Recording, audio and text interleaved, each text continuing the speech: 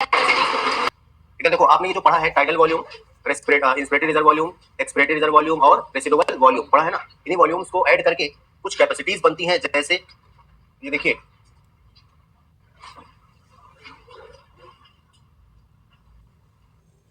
जैसे ये देखिए,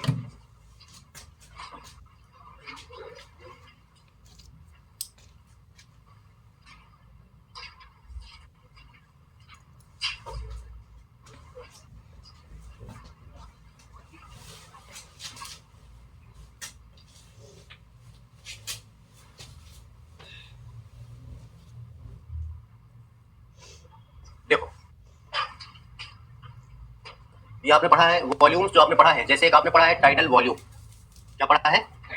ये टाइडल वॉल्यूम है, कितना होता है 500 ml। और ये होता है इंस्पिरेटरी रिजर्व वॉल्यूम, IRV 2500 से तो ज्यादा होता है, ठीक। और ये होता है एक है एक्सपिरेटरी रिजर्व वॉल्यूम 1000 से 1100 ml। और ये है रेसिडुअल वॉल्यूम 1100 से 1200, ठीक। अब इन्हीं वॉल्यूम्स को तो ऐड करके कैपेसिटीज बनती हैं, तो वो कुछ और नहीं है। ये जब आप किए रहते हैं तो आपको करने में, क्वेश्चन करने में टाइम नहीं लगता, अदरवाइज आप अपने से भी ऐड कर सकते हैं। जैसे आपने पढ़ा, इसके बाद आपने कैपेसिटी पढ़ा, कौन सा? इंस्पिरेटरी कैपेसिटी पढ़ा है ना। तो इंस्पिरेटरी कैपेसिटी किसको मिला के बनता है? टाइडल वॉल्यूम प्लस, इसी को तो बोलते हैं, ये यहां से यहां तक ये क्या हो गया? IRV IC inspiratory capacity. फिर आपने एक्सपिरेटरी कैपेसिटी पढ़ा है, जिसमें आपने टीवी प्लस ERV पढ़ा है। ये बोलो बात सही है? ये यहां से लेके यहां तक ये क्या हो गया? बोलो EC एक्सपिरेटरी कैपेसिटी, ठीक है। फिर उसके बाद आपने क्या पढ़ा है? फंक्शनल रेसिडुअल कैपेसिटी, जिसमें TV plus ERV, TV plus और कोई है क्या? ERV प्लस RV होता है, फंक्शनल रेसिडुअल कैपेसिटी पढ़ा है ना। तो ये देखो ध्यान से,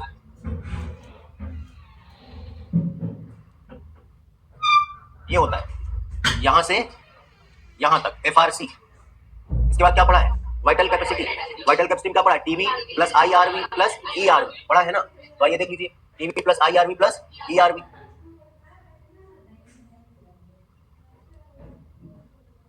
देखो ये बना दे, चलो ये यहां से लेके यहां, यही तो है वाइटल कैपेसिटी।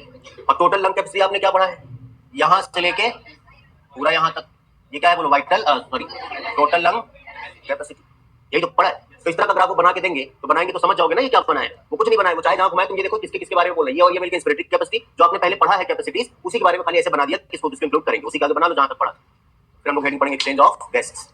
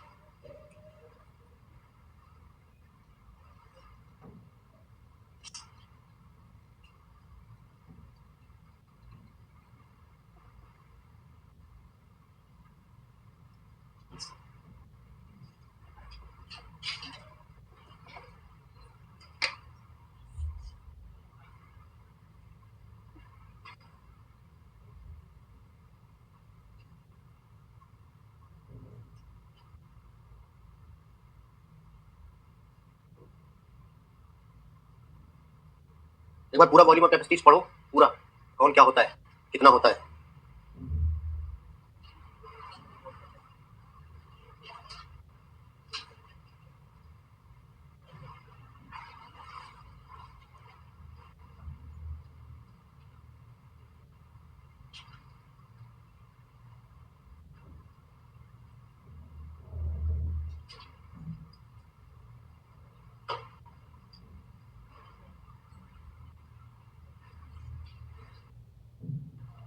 ये हो गया।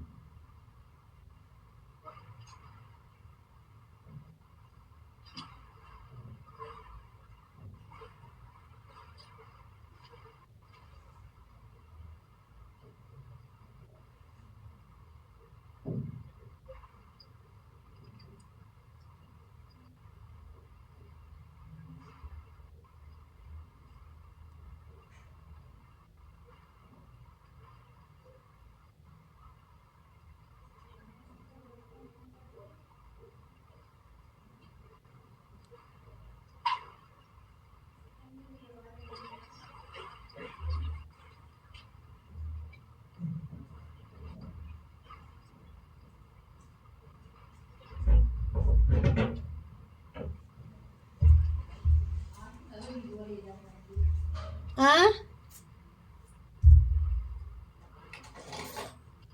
हो गया। चलो अगली हेडिंग क्या है? Exchange of.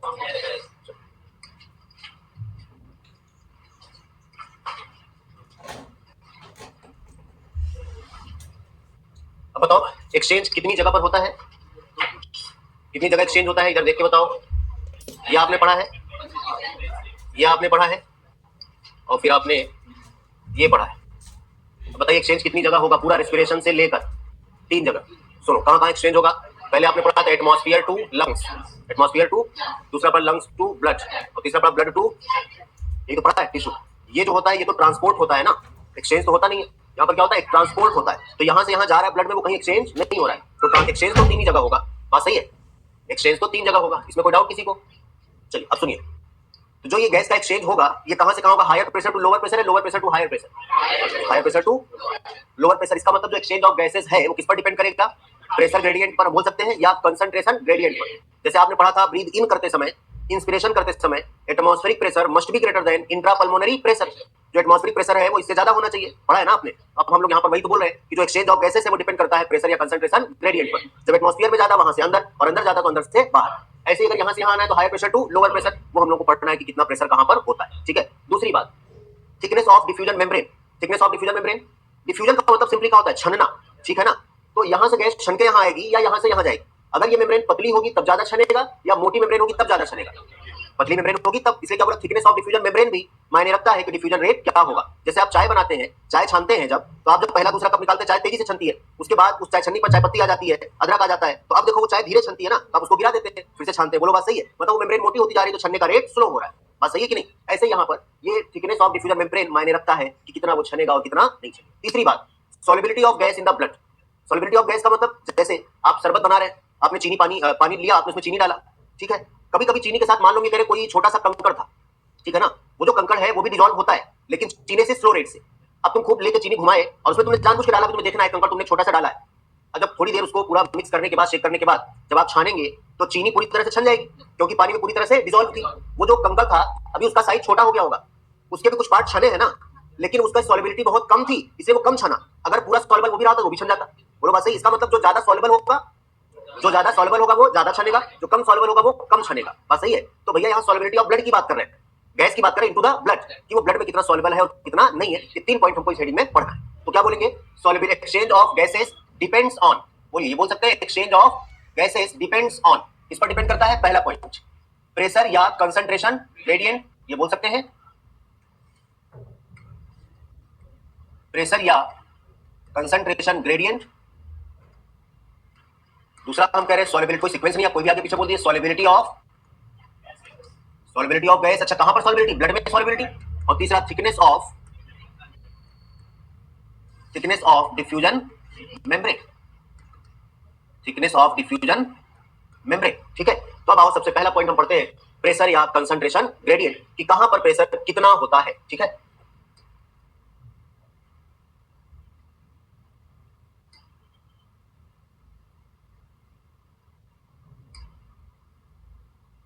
हम लोग सर्कुलेशन पढ़ेंगे, बॉडी फ्लूइड्स एंड सर्कुलेशन, वहां पर हम लोग डिटेल में पढ़ेंगे डबल सर्कुलेशन। क्या पढ़ेंगे? डबल सर्कुलेशन, यही डायग्राम हम लोग पढ़ेंगे। ये है टिश्यू, ये क्या है? टिश्यू। बताओ टिश्यू, और ये है हार्ट और ये है लंग्स, मतलब कि एल्वियोली, ठीक है। टिश्यू में बताओ ऑक्सीजन कंज्यूम होता है, ऑक्सीजन कंज्यूम होता है और CO2 प्रोड्यूस होता है। CO2 जिस ब्लड में ज्यादा होगा, CO2 रिच ब्लड को डीऑक्सीजनेटेड ब्लड बोलते हैं। क्या बोलते हैं?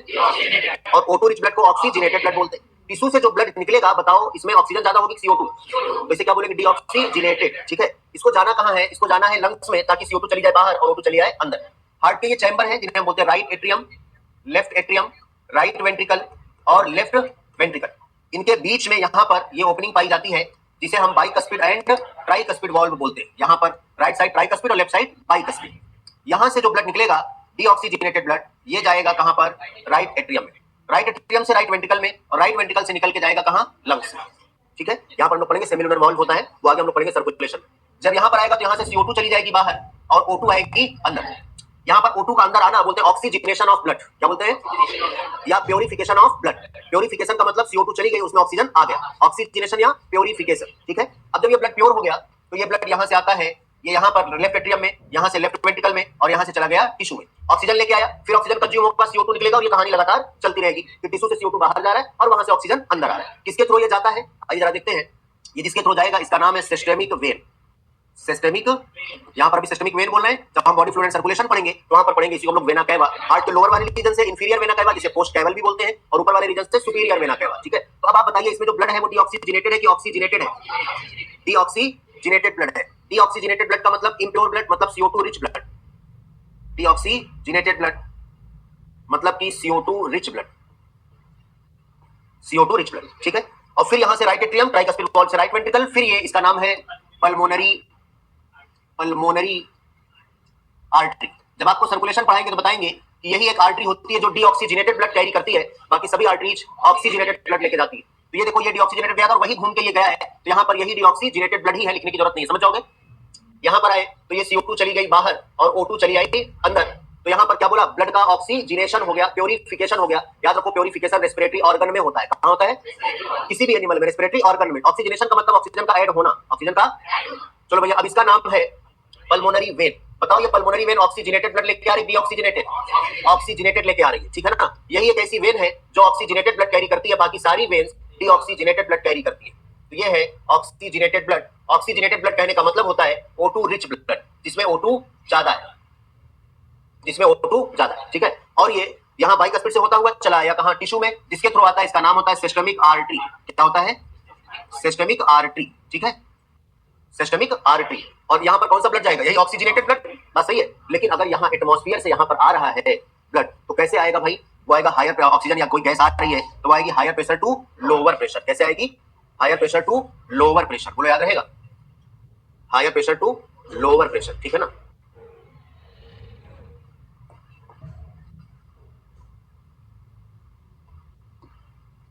ये टिश्यू। अब जरा यही प्रेशर हम लोगों को पढ़ना है, लेकिन यहाँ पर हम प्रेशर पूरा पढ़ने से पहले पॉइंट और जानो, पार्शियल प्रेशर। क्या बोलेंगे? अब जरा पार्शियल प्रेशर क्या होता है देखिए, समझ आ गया था, यही तो हम लोग पढ़ रहे हैं। सुनो, किसी कंटेनर में ढेर सारी गैस है, किसी कंटेनर में ऐसे कोई कंटेनर है, यहाँ पर ढेर सारी गैस है। मान लो कि हम दो ही गैस लेते हैं, CO2 और O2। यहाँ पर SO2 है, हाइड्रोजन है, हीलियम है, बहुत सारी गैसेस है।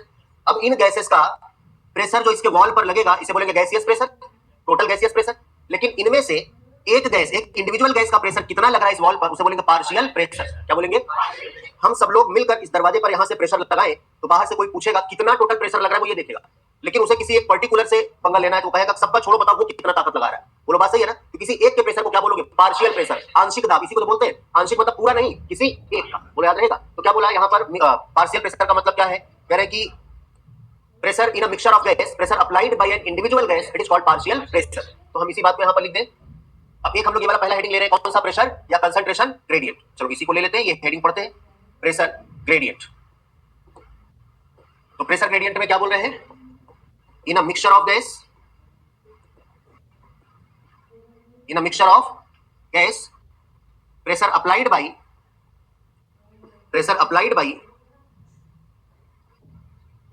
N individual gas on wall of container. ये बोल सकते हो, ठीक, इंडिविजुअल गैस। हम इसी के आगे लिख रहे हैं, it is called partial pressure, it is called partial pressure, represented as, देखो ये रिप्रेजेंटेड एज, इधर लिख लेना भाई, PO2 for oxygen and PCO2 for carbon dioxide. बस समझ गए। तो अब बताओ पार्शियल प्रेशर। अब बताओ भाई, यहाँ एटमॉस्फेयर, ये एटमॉस्फेयर है, ये एटमॉस्फेयर है, यहाँ पर एटमॉस्फेरिक प्रेशर होगा। कितनी गैसों का हमें पढ़ना है? 2, ऑक्सीजन और कार्बन डाइऑक्साइड। अब ये बताओ हमें, यहाँ पर ये PO2 और PCO2 ये पढ़ेंगे।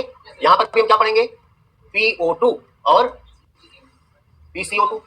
ठीक है, यहाँ पर भी हम क्या पढ़ेंगे? PO2 और P, higher pressure to lower pressure हमें पढ़ना है। यहाँ पर PO2 और PCO2, यहाँ पर भी भाई PO2 और P।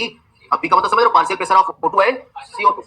बताओ यहाँ पर एटमॉस्फेयर में प्रेशर ज्यादा होना चाहिए ऑक्सीजन का, क्योंकि ऑक्सीजन बाहर से अंदर लेंगे, या CO2 का ज्यादा होना चाहिए? ऑक्सीजन का ज्यादा होना चाहिए। तो ऑक्सीजन का है यहाँ पर 159 mm और इसका है 0.3 mm। अब कहीं mm लिखे ना, लेकिन समझ जाओगे, ऐसे रिप्रेजेंट करते हैं। यहां पर ऑक्सीजन है 104 और CO2 है 40। अब बताओ, जब यहां पर 159 CO2 था तभी तो 159 से 104 की तरफ आई, हायर प्रेशर टू, और अंदर CO2 ज्यादा था, यहां पर 0.3 था तभी तो हायर प्रेशर टू। कोई डाउट? ऐसे ही यहां पर अब आओ, आगे हम लोग बढ़े, यहां पर PO2 होता है 95 और PCO2 कितना होता है यहां पर 40। कितना होता है? यहां पर जैसे ही आओगे, जो ऑक्सीजन आई थी वो कंज्यूम हो जाएगी, कंज्यूम होते ही ऑक्सीजन कम हो जाएगी तो 40, और जब ऑक्सीजन कंज्यूम होगी तो CO2 प्रोड्यूस होगा तो 45। ठीक है, और यहां पर ऑक्सीजन अब यही जाएगा 40 और 45, और फिर यहाँ पर वही 40 और 45, यहाँ पर CO2 45 है, यहाँ पर CO2 40 है तो हायर टू लोअर, और फिर यहाँ हायर टू लोअर, ऑक्सीजन इधर से आई और यहाँ पर खर्च हुई, CO2 निकला, इधर से चली गई बाहर। समझ गए? Higher pressure to lower pressure ही तो जा रहा है। ये हमने आपको बता दिया, ऑक्सीजनेटेड और डीऑक्सीजनेटेड ब्लड। अब इन्होंने टेबल इसी के बारे में बताया है। पहले ये कह रहे गैसेस, तो गैसेस कितनी है? 2 O2 और CO2। फिर उनके सीक्वेंस में कोई जरूरी नहीं याद रखना, इधर से देखो आ रहा है, पहले एटमॉस्फेयर लिखते हैं, फिर सिस्टमिक आर्टरी, तो उन्होंने ये नहीं लिखा क्योंकि ये दोनों लिखना पड़ता उन्हें, उन्होंने सीधा लिख दिया ऑक्सीजनेटेड ब्लड। तो ऑक्सीजनेटेड मतलब यहाँ और यहाँ सेम होगा, ठीक है। फिर टिश्यू लिखे और फिर डीऑक्सीजनेटेड ब्लड, और उसके पहले एल्वियोली एटमॉस्फेयर के बाद। बात समझ गए? तो आपको जरूरी नहीं उनके सीक्वेंस में ही लिखा, हमें याद होना चाहिए, ठीक है। तो वो टेबल हमें बनाने की जरूरत नहीं है, यही तो लिखा है ना, आपको बनाने का मन करे बना लेना। बात तो वही लिखा है, कितना प्रेशर कहां पर है, ये पहला पॉइंट, प्रेशर या कंसंट्रेशन ग्रेडियंट कंप्लीट हुआ। दूसरा पॉइंट एक लाइन का है, सॉल्युबिलिटी ऑफ गैस।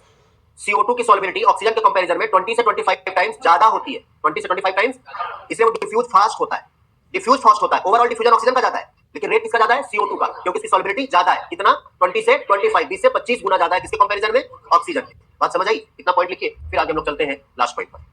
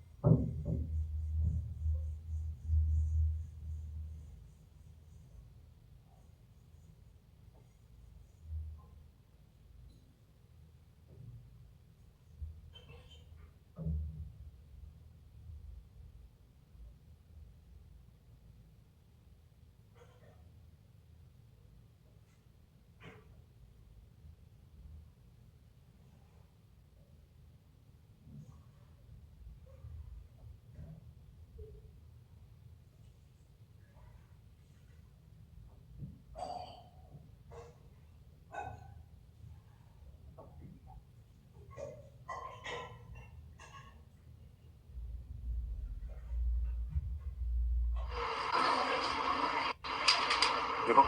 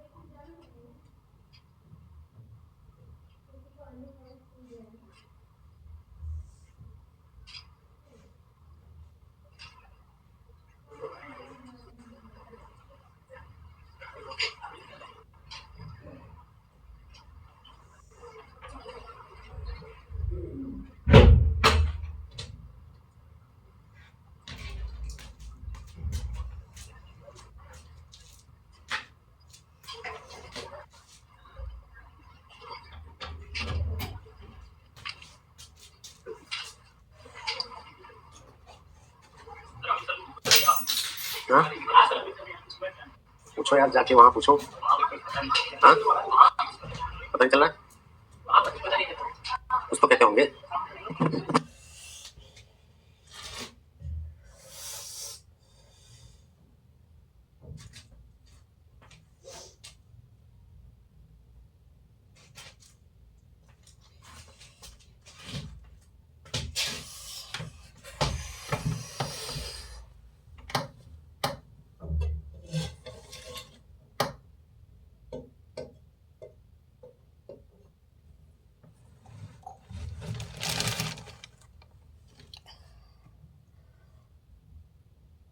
अभी नहीं, इसके 20 में तक बचा है ना, थिकनेस ऑफ डिफ्यूजन मेम्ब्रेन।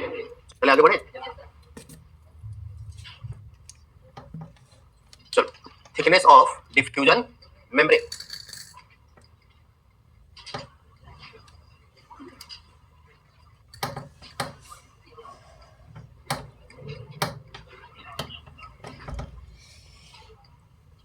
इसमें लिखो, इसमें लिखो, फिर इधर देखो। थिकनेस ऑफ डिफ्यूजन मेम्ब्रेन की अगर हम बात करें, डिफ्यूजन मेम्ब्रेन जो है वो 3 लेयर से मिलकर बनी। इधर देखो पहले,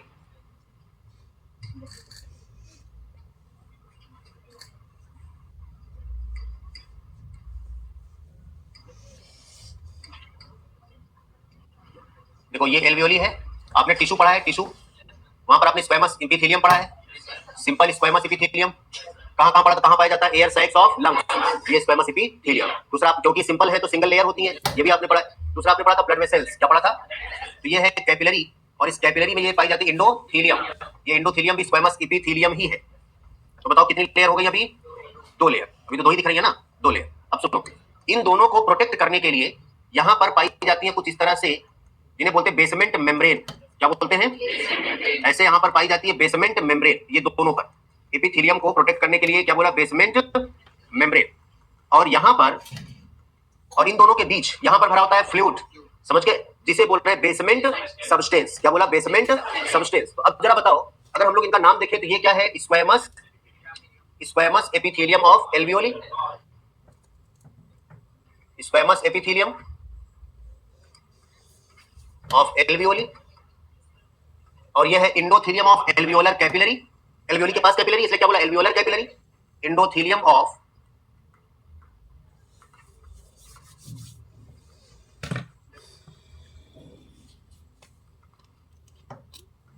इंडोथेलियम ऑफ एल्वियोलर कैपिलरी। अब देखो, इन दोनों के बीच यहां पर ये बेसमेंट मेम्ब्रेन भी होती है, लेकिन आपको ये नहीं बोल रहा है, वो बोल रहा है 3 ही लेयर। इन दोनों के बीच यहां पर कह रहा basement substance, basement substance between them, मतलब इन दोनों के बीच। वैसे अगर देखा जाए तो यहां पर एक लेयर ये बेसमेंट मेम्ब्रेन, और ये भी एक लेयर बेसमेंट मेम्ब्रेन। तो इन तीनों 2 मेम्ब्रेन और बढ़ा दो 2 लेयर, तो कितनी हो जाएंगी? 5। कितनी हो जाएंगी? इसको प्रोटेक्ट करने के लिए इसके बेस पर बेसमेंट मेम्ब्रेन, और इसके मेम्ब्रेन पर बेसमेंट मेम्ब्रेन एपिथेलियम की, ठीक है। और इनके बीच ये सबस्टेंस भरा है, जिसे क्या बोला? Basement substance. फिलहाल आपको 3 ही लेयर बताना है, squamous epithelium of alveoli, endothelium of alveolar capillary and basement substance between them. बस समझ गए? ये मिलके क्या बनाती है? डिफ्यूजन, ये बनाती है डिफ्यूजन मेम्ब्रेन। तो बताओ, डिफ्यूजन मेम्ब्रेन, डिफ्यूजन मेम्ब्रेन कितनी लेयर का बना है? 3 लेयर। बस समझ गए? लेकिन फिर भी इसकी जो टोटल थिकनेस है, इसकी जो टोटल थिकनेस है वो होती है लेस देन, थिकनेस होती है लेस देन 1 mm, एग्जैक्ट होती है 0.2 mm। बस समझ गए? तो लिखिएगा इसमें, थिकनेस ऑफ डिफ्यूजन मेम्ब्रेन में लिखो, diffusion membrane made of, diffusion membrane made of 3 layers, diffusion membrane made of 3 layers, that is 3 layers, that is 3 layers, that is squamous epithelium of alveoli, squamous epithelium of alveoli. दूसरा क्या लिखोगे? Endothelium of alveolar capillary, endothelium of alveolar capillary, endothelium of alveolar capillary.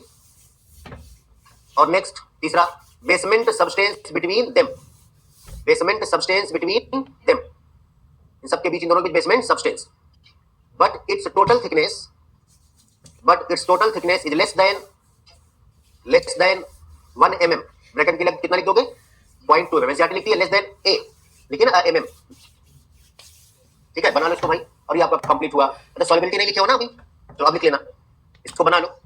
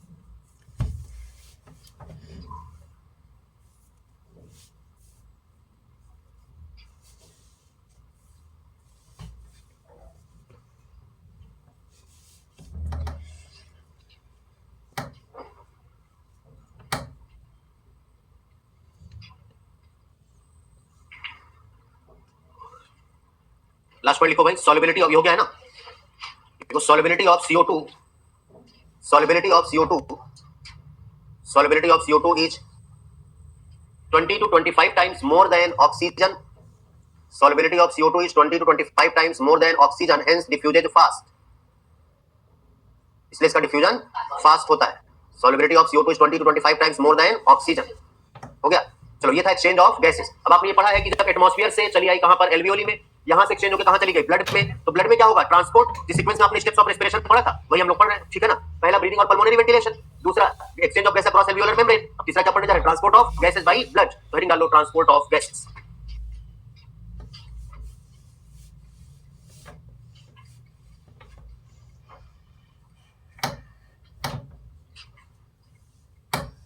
Transport of gases, ठीक है. अब सुनिए transport of gases में कितनी गैसों का ट्रांसपोर्ट पढ़ना है, ऑक्सीजन और CO2. तो सुनो, 97% oxygen transport occurs through RBC, और RBC में किसके साथ, हीमोग्लोबिन के साथ. थ्रू RBC एज किस फॉर्म में, ऑक्सी हीमोग्लोबिन, ऑक्सी हीमोग्लोबिन, ठीक है, इस फॉर्म में जाएगा. बचा कितना, 3%. 3% O2 transport as dissolve state in plasma, dissolve state in plasma, ठीक है. अब CO2 पर आते हैं. 20 to 25% CO2 transport through RBC, इसके through as carbamino haemoglobin, carbamino haemoglobin. 70% maximum CO2, मतलब ये सबसे ज्यादा CO2, maximum CO2 transport as bicarbonate in plasma. कहां जाएगा, plasma.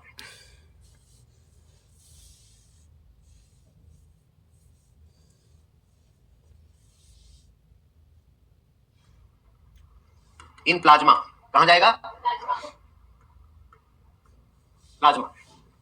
7% CO2 transport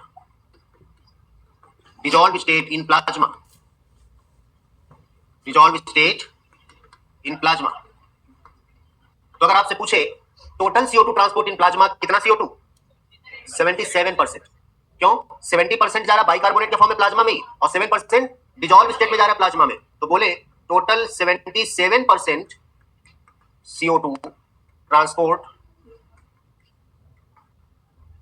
transport in plasma या थ्रो प्लाज्मा. बात समझ गए, प्लाज्मा में कितना. लेकिन ये प्लाज्मा लिखा ना, तो लिखा डिजॉल्व स्टेट, ना तो लिखा बाइकार्बोनेट, सिर्फ क्या लिखा, प्लाज्मा. जब अलग अलग पूछे तो अलग अलग, तब अलग अलग बताएंगे, 70 और ये 7, और एक साथ पूछे तो 77. इतना नोट करो. अब पहली हेडिंग इसमें आती है ट्रांसपोर्ट ऑफ ऑक्सीजन.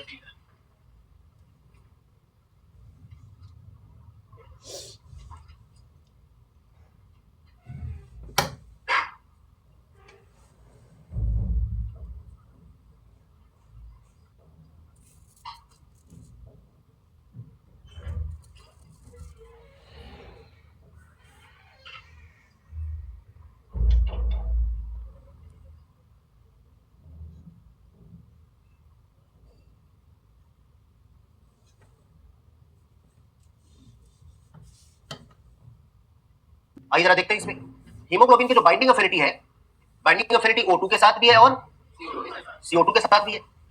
लेकिन इसकी अगर दोनों की कंसंट्रेशन बराबर हो तो ये बाइंड किससे करेगा, इसकी बाइंडिंग एफिनिटी CO2 के लिए थोड़ी सी ज्यादा है. तो अगर ये दोनों की कंसंट्रेशन बराबर हो तो हीमोग्लोबिन किससे बाइंड करेगा. लेकिन अगर यही इसी केस में O2 की कंसंट्रेशन ज्यादा हो जाए, इसकी कंसंट्रेशन O2 की कंसंट्रेशन ज्यादा हो जाए, तो ये छोड़ देगा किसको, CO2 को. और जरा देखते हैं यही बात, ये देखो. अच्छा, ये हम एक केस ये पढ़ रहे हैं कि जहां पर चलो ये दोनों बराबर किससे बाइंड करेगा. और अगर यहां पर हम कह रहे हैं कि O2 की कंसंट्रेशन ज्यादा हो जाए और CO2 की कंसंट्रेशन कम हो जाए, तो अब ये किससे बाइंड करेगा, O2 से बाइंड करेगा. अगर यहीं पर O2 की कंसंट्रेशन कम हो जाए, O2 की कंसंट्रेशन कम हो जाए, CO2 की कंसंट्रेशन ज्यादा हो जाए, तो अरे भैया जब दोनों बराबर थे तब तो ये CO2 से जुड़ ही रहा था, अभी तो CO2 की कंसंट्रेशन ज्यादा है, तब किससे बाइंड करेगा? CO2 से बाइंड करेगा। बात समझ गए? तो हम ये बोले binding affinity of haemoglobin is for both O2 and CO2 but more for CO2। बात समझ गए? लेकिन अगर ये चाहे O2 कि हमें हीमोग्लोबिन से बाइंड करना है तो ये अपनी कंसंट्रेशन बढ़ा ले। अगर इसकी कंसंट्रेशन बढ़ गई तो किससे बाइंड, ये हीमोग्लोबिन अब इससे बाइंड कर जाएगा। यही हम लोग अभी पढ़ेंगे कि हीमोग्लोबिन कहां ऑक्सीजन से बाइंड करता है और कहां पर CO2 से बाइंड करता है। लेकिन हम ये देख रहे हैं कि हीमोग्लोबिन दोनों से बाइंड करता है, तो हीमोग्लोबिन में पार्ट कितने हैं आओ जरा देखते हैं। हीमोग्लोबिन पढ़ा है ना, हीमोग्लोबिन में दो पार्ट है, कौन कौन से? एक तो है इसमें हीम पार्ट, ये हीम, और दूसरा क्या है? जो हीम पार्ट है ये होता है आयरन कंटेनिंग। देखो यहां से ये हम डिवाइड करते हैं, बस समझ गए? तो हीम पार्ट क्या होता है? Iron containing, iron. और ग्लोबिन जो है ये क्या है? प्रोटीन। कौन है? प्रोटीन। तो आयरन से ऑक्सीजन जो है ना वो हीम पार्ट से जुड़ेगा। आयरन ये किससे बाइंड करेगा बोलो, या बोलो ऑक्सीजन किससे बाइंड करेगा? आयरन से, हीम वाले पार्ट से। और प्रोटीन आपने पढ़ा है ना, प्रोटीन पढ़ा है, कौन सी प्रोटीन है? Globin protein. अब याद करो हीमोग्लोबिन पढ़ा था बायोमोलिक्यूल्स में, कौन सा स्ट्रक्चर है? क्वाटरनरी स्ट्रक्चर है। तो ये जो ग्लोबिन है प्रोटीन है, हम ये बोल सकते हैं कि पॉलीपेप्टाइड है। क्या बोल सकते हैं? पॉलीपेप्टाइड है, ठीक है। और पॉलीपेप्टाइड में भी आपने पढ़ा कितनी चेन होती है बोलो? 4 चेन। कौन कौन सी? 2 अल्फा और 2, इसे तो हम चेन ऑफ एमिनो एसिड भी बोल सकते हैं, ये तो आपने पढ़ा है। तो यहाँ पर बोले 2 अल्फा और 2 बीटा, ये चेन होती है, पढ़ा है ना। आपने ये भी पढ़ा है कि each alpha chain contain 141 amino acid, बोलते जाओ, पढ़ा है ना। Each alpha chain contain 141 amino acid. आपने ये सब क्यों बता रहे हो, अभी बताता हूं। Each beta chain contain 146 amino acid, बोलो कोई डाउट? तो स्ट्रक्चर ये होता है हीमोग्लोबिन का, ये इस तरह से, ये हीम पार्ट है, क्या है बोलो? यहां से लगी है ये ग्लोबिन की चेन। बताओ कौन अल्फा होगी कौन बीटा? पहले वाली या बाद वाली? पहले वाली। और दूसरी वाली? क्योंकि बीटा चेन में अमीनो एसिड ज्यादा होते हैं तो पॉलीपेप्टाइड की चेन लंबी होगी। बात समझ गए? अगर ऐसे बना के दे दे, तुमसे पूछे कि किससे ऑक्सीजन जुड़ेगा और किससे CO2 जुड़ेगा, तो देखो ये है हीम पार्ट, कौन है बोलो? तो ये किससे बाइंड करेगा, या ये इससे कौन बाइंड करेगा? O2 bind with haem part. बात समझ गए? और ये कौन है बोलो? ग्लोबिन। ये कौन है? ग्लोबिन, मतलब कि हम प्रोटीन बोलते क्या? प्रोटीन। अब चाहे वो अल्फा चेन हो चाहे बीटा चेन हो, इससे कौन जुड़ेगा बोलो? CO2 बाइंड करेगा किससे? तो अगर आपसे ये भी पूछ ले कि यार आपने ये कहा कि O2 का भी ट्रांसपोर्ट हो रहा है किसके साथ? आरबीसी के साथ, और आरबीसी में हीमोग्लोबिन के साथ, और CO2 का भी ट्रांसपोर्ट हो रहा है, तो O2 कौन से पार्ट से हीमोग्लोबिन में जुड़ेगा? हालांकि इतना नहीं पूछता तुमसे, लेकिन अगर पूछे तो बता सकते हो, ऐसे क्वेश्चन आ जाए। और CO2 किससे जुड़ेगा तो बता दोगे कि O2 हीम पार्ट से जुड़ेगा और CO2 ग्लोबिन प्रोटीन पार्ट से जुड़ेगा। बोलो बात समझ गए? अब हम लोग ये भी पढ़ेंगे अभी ट्रांसपोर्ट ऑफ ऑक्सीजन में, एक haemoglobin maximum 4 molecule of oxygen का ट्रांसपोर्ट कराता है, ठीक है ना। क्यों कराता है वो हम लोग पढ़ेंगे, पहले इतनी बात आपको समझ आ गई। और ये चेन की अगर हम लोग बात करें तो ये अल्फा चेन है, क्यों है अल्फा चेन, समझ गए? और ये बनाया है तो ये बीटा चेन है, मतलब ये पूरा स्ट्रक्चर किसका? हीमोग्लोबिन का है, ठीक है। पहले इतना लिख लो, फिर हम लोग आगे बढ़ते हैं ऑक्सीजन के ट्रांसपोर्ट पर, ठीक है। ये बात समझ आ रही है ना? अब इसके बारे में लिख भी लेंगे। ये बात आपको ये लिखी है, binding of haemoglobin with oxygen and CO2 both, binding affinity of haemoglobin दोनों के साथ, बट मोर फॉर CO2। और अगर दोनों कंसंट्रेशन बराबर हो तो उसके लिए ज्यादा दूसरी से बाइंड करेगा।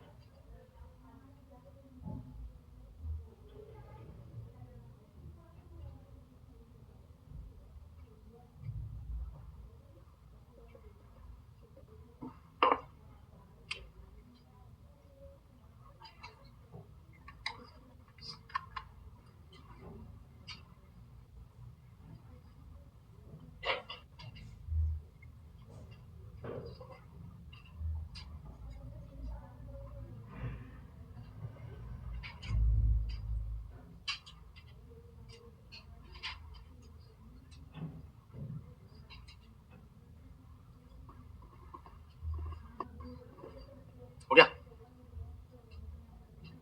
चेंज करें?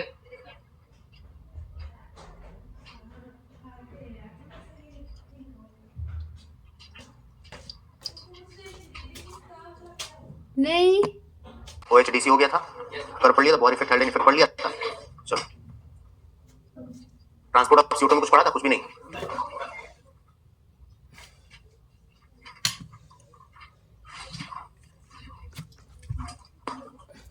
Transport of CO2 carbon dioxide आपने पढ़ा। ट्रांसपोर्ट ऑफ CO2 कितनी तरह से होगा?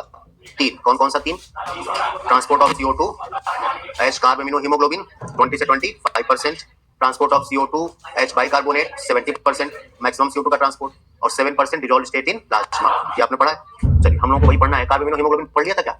नहीं पढ़ा था? अच्छा, उसी में बता दिया था ना। चलिए बता देते हैं इतना आपको।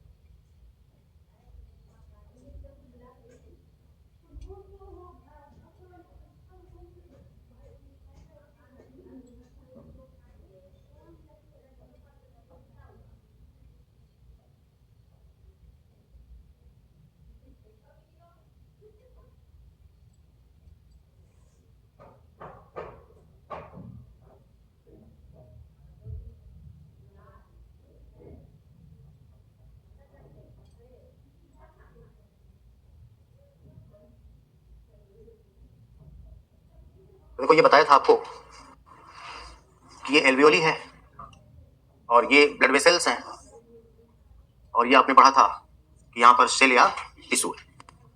आपने पढ़ा था कि यहाँ से जब CO2 यहाँ पर प्रोड्यूस होगा, क्यों प्रोड्यूस होगा? क्यों प्रोड्यूस होगा बता सकते हो? CO2 यहाँ प्रोड्यूस होगा, क्यों प्रोड्यूस होगा? बताओ यार। क्योंकि ऑक्सीजन यूटिलाइज होगा तो CO2 प्रोड्यूस होगा, सिंपल सी बात है। तो हायर कंसंट्रेशन टू, आपने ये पढ़ा, यहाँ पर ऑक्सीजन ज्यादा होता है तो हायर कंसंट्रेशन टू।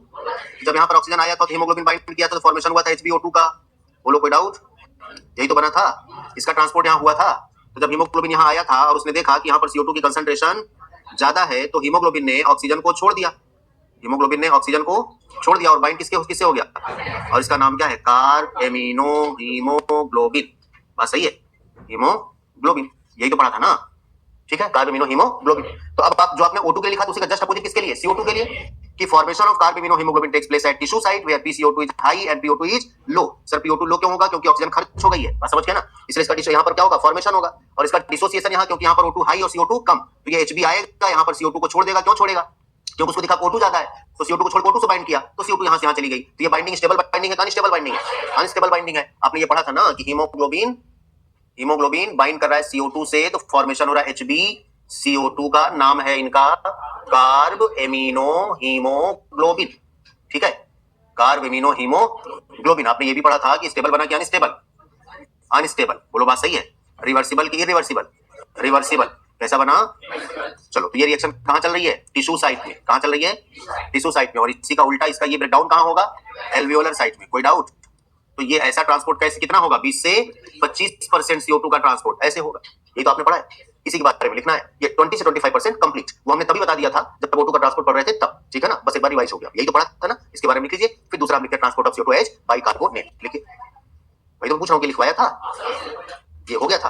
तो तुम्हें मुझसे पूछा, मुझे भी लग रहा था कि इतना हमने लिखवाया। Transport of CO2 H bicarbonate लिखना था, नहीं लिखे हो क्या? आए तो थे ना? नहीं आया लास्ट क्लास? चलो, हो गया ना इतना। अब इसमें लिखना क्या ही है, जिसको नहीं भी पता लिख सकते हो। ठीक है ना? क्या लिखना? Binding of O2 with haemoglobin occurs at tissue site where CO2 at tissue site where PCO2 is low and PO2 is high, and dissociation of it takes place at alveolar site where PO2 is high and PCO2 is low. यही तो पढ़ना है, कोई doubt? चलो अगला हम लोग पढ़ते हैं, तो हेडिंग डाल दो। हेडिंग का point transport of CO2 H bicarbonate. ठीक है, अब सुनो भाई, वही सेम चीज है। ये है टिश्यू, ठीक है, और ये है ब्लड वेसल्स। ये है ब्लड वेसल्स, ठीक है। ब्लड वेसल्स में क्या क्या पाई जाएंगी? बोलो। प्लाज्मा। ब्लड वेसल्स ब्लड का फ्लो हो रहा है, इसका फ्लो हो रहा है ब्लड का। तो ब्लड में तो फॉर्म्ड एलिमेंट्स भी हैं। बोलो बात, इसमें आरबीसी, डब्ल्यूबीसी और प्लेटलेट्स हैं, और उसके साथ साथ प्लाज्मा यहाँ पर है। बात सही है ना? देखते जाइए, ये है इसका नाम। अगर हम लोग लिखें तो ये है आरबीसी, और ये यहाँ पर है प्लाज्मा। ये क्या है?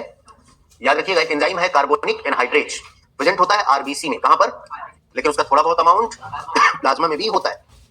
तो यहां पर तो आपने पढ़ा कि सर यहां पर CO2 प्रोड्यूस होगा, किसी को कोई डाउट नहीं। CO2 प्रोड्यूस होगा। ये है कौन? सेल है, टिश्यू है। बोलो बात सही है ना? तो टिश्यू में क्या होगा, CO2 प्रोड्यूस होगा, और जब CO2 प्रोड्यूस होगा तो higher concentration to lower concentration कहां पहुंच गया, ब्लड में।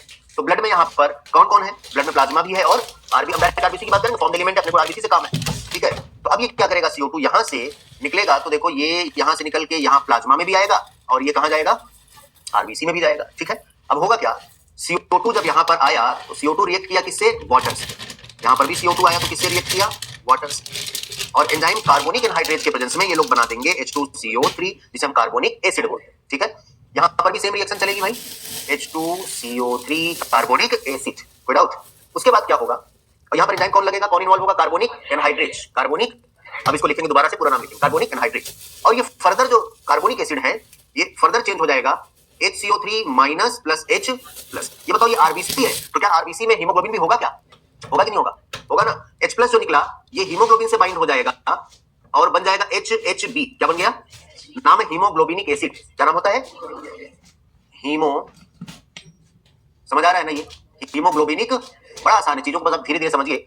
ये अब देखो यहाँ पर बाइकार्बोनेट बना, वही रिएक्शन यहाँ भी तो चल रही है, हमने बोला, ठीक। तो यहाँ पर भी वही काम होगा, क्या काम होगा, HCO3 माइनस और H प्लस, लेकिन HCO3 माइनस यहां पर थोड़ा सा कम बनेगा और यहां पर ज्यादा बनेगा। सर ऐसा क्यों, कार्बोनिक एनहाइड्रेट जो है वो आरबीसी में ज्यादा भी लिखवाएंगे और प्लाज्मा में कम, ठीक है। कहां पर, आरबीसी में ज्यादा और प्लाज्मा में, तो जब उसको बनाने वाला एंजाइम जहां पर ज्यादा वहां पर वो ज्यादा बनेगा, जहां पर कम वहां पर कम बनेगा। तो भैया ये कंसंट्रेशन ग्रेडियंट बाइकार्बोनेट की आरबीसी में ज्यादा और प्लाज्मा में कम दिख रही है, तो ये क्या करेगा, higher concentration to lower concentration ये मूव कर जाएगी, कौन, HCO3 minus, HCO3 minus bicarbonate, ठीक। और डिटेल में अगर जाए उतना आपके साथ मेंशन नहीं, उतना और आता नहीं। और अगर आपसे बताएं यहां पर प्रेजेंट होता है NaCl, इलेक्ट्रोलाइट्स भी पाए जाते हैं प्लाज्मा में, ठीक है ना। यहां पर NaCl भी है और यहां पर अगर हम लोग देखें तो पोटेशियम प्रेजेंट है, कौन होता है, बाइकार्बोनेट, पोटेशियम से जुड़ के लिखूंगा नहीं, उतना आएगा नहीं, बन जाता है पोटेशियम बाइकार्बोनेट, क्या बनता है, K plus HCO3 minus potassium bicarbonate. यहां पर NaCl था यार, यहां से बाइकार्बोनेट ना उससे डिसोसिएट होकर पोटेशियम से चला आया यहां पर, तो यहां पर क्या एक नेगेटिव इलेक्ट्रोलाइट कम बन होगा, क्या होगा ना। और यहां पर NaCl था तो होता क्या है कि अब NaCl का ब्रेकडाउन होगा तो Cl जो होगा क्लोराइड आयन वो यहां से शिफ्ट कर जाएगा यहां प्लाज्मा टू आरबीसी। क्यों शिफ्ट कर जाएगा, इलेक्ट्रोलाइट्स के बैलेंस को, आयनिक बैलेंस को मेंटेन रखने के लिए, बात समझ गए। और यहां पर इसने किसको छोड़ा, सोडियम को, आ जाओ तुम छोड़ रहे हो, तुम्हारे जैसा माइनस एक आ गया, बाइंड कर जाएगा, क्या बन गया, पोटेशियम सोडियम बाइकार्बोनेट, क्या बन गया, बात समझ गए। यहां पर क्या बना, आरबीसी में पोटेशियम बाइकार्बोनेट, यहां पर क्या बना, सोडियम बाइकार्बोनेट, यहां पर सोडियम क्लोराइड से क्लोराइड निकला, आयनिक बैलेंस को मेंटेन करने के लिए वो कहां चला गया, प्लाज्मा टू आरबीसी। ये सब काम कहां हो रहा है, टिश्यू साइड, कहां हो रहा है, आइए जरा दिखाते हैं आपको। यहां से, अब ये कहानी तो आप पढ़ ही चुके हैं, यहां पढ़ चुके थे, ठीक है। देखो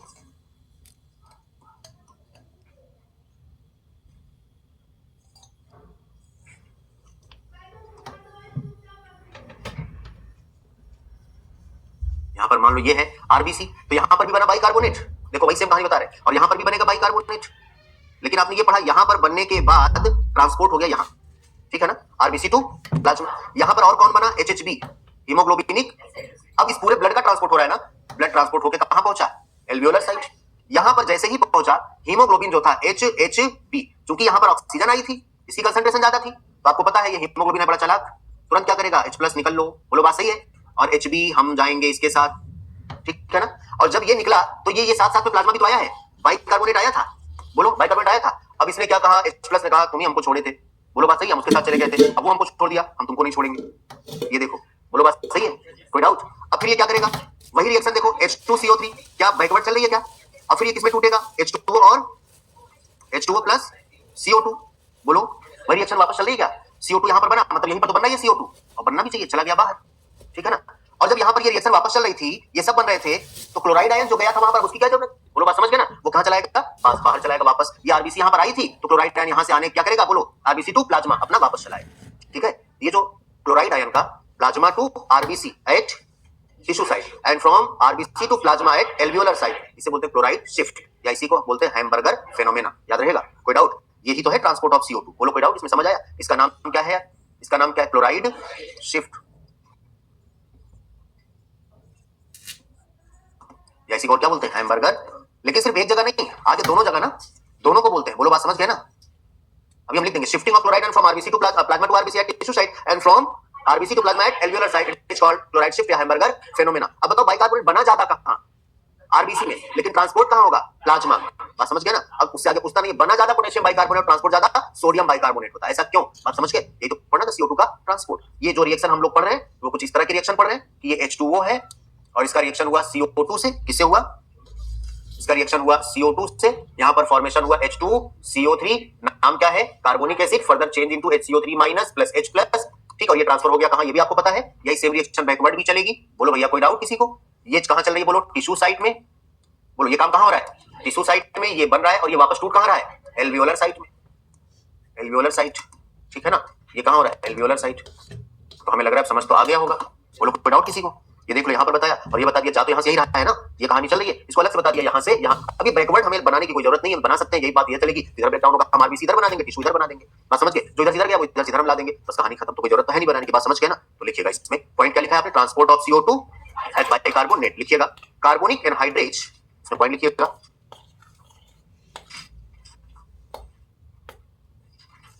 carbonic anhydrase, carbonic anhydrase is an enzyme present in RBC, present in RBC, present in RBC, and a little amount of it is also present in and little amount of it is also present in plasma 2, POO, plasma 2, ठीक है? Next point plasma 2, नेक्स्ट पॉइंट HCO2, HCO2 diffuse from tissue to blood, कहां से कहां जाएगा? Tissue से blood में जाएगा ना। HCO2 diffuse from tissue to blood, bracket लिखना आरबीसी एंड प्लाज्मा बोथ, दोनों जगह जाएगा ना, ठीक है? Both,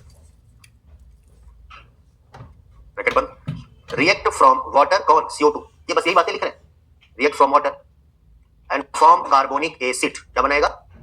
and form carbonic acid, form carbonic acid which further change into मतलब carbonic acid further change into bicarbonate मतलब HCO3 minus and H plus, ठीक है? HCO3 minus and H plus. अब वो नहीं लिखवा रहा हूं H रिएक्ट करेगा हीमोग्लोबिन से, वो इसमें दिख जाएगा। बात समझ गया ना? लिखने की जरूरत नहीं, ठीक है? और सेम रिएक्शन कहां चलेगी? बोलो प्लाज्मा में भी चलेगी। कहां चलेगी? नेक्स्ट पॉइंट लिख लो। Same reaction proceed in plasma also, same reaction proceed in plasma also. Next point, maximum bicarbonate formed in RBC due to abundance of carbonic anhydrase, बस सही है ना? maximum CO2 formed in RBC due to abundance of carbonic anhydrase, कोई doubt? maximum CO2 नहीं bicarbonate बोला था, maximum bicarbonate formed in RBC due to abundance carbonic anhydrase, ठीक है ना? but bicarbonate diffuse from RBC to plasma along concentration gradient, along concentration gradient, RBC to plasma, bicarbonate कहां चला है? RBC से प्लाज्मा में, from higher concentration to lower मतलब according to concentration gradient, along concentration gradient, लिख लिया ना? from RBC to plasma along concentration as transport in plasma। तो बोलो अभी तुम्हें इतना पता चल गया कि मैक्सिमम बाइकार्बोनेट बना कहां और ट्रांसपोर्ट कहां हो रहा है? याद रहेगा, आपने यही तो पढ़ा था, maximum CO2 transport as bicarbonate in the plasma. तो लेकिन अगर कोई आपको फंसाए कि अच्छा यार कार्बोनिक एनहाइड्रेज वहां जाता तो बनता तो वहां जाता है, ट्रांसपोर्ट प्लाज्मा में कैसे होता बता दोगे? क्योंकि हाई टू लोअर ट्रांसपोर्ट हो जाता है वो, और यही टिश्यू साइट में ही हो रहा है, ठीक? Next point, for maintenance of ionic balance, for maintenance of ionic balance chloride ion shift from, for maintenance of ionic balance chloride ion shift from plasma to RBC, plasma to RBC at tissue site, at tissue sites, and the above reaction कौन सी? ये वाली जो बता रहे थे bicarbonate बनने वाली, and the above reaction occurs in reverse direction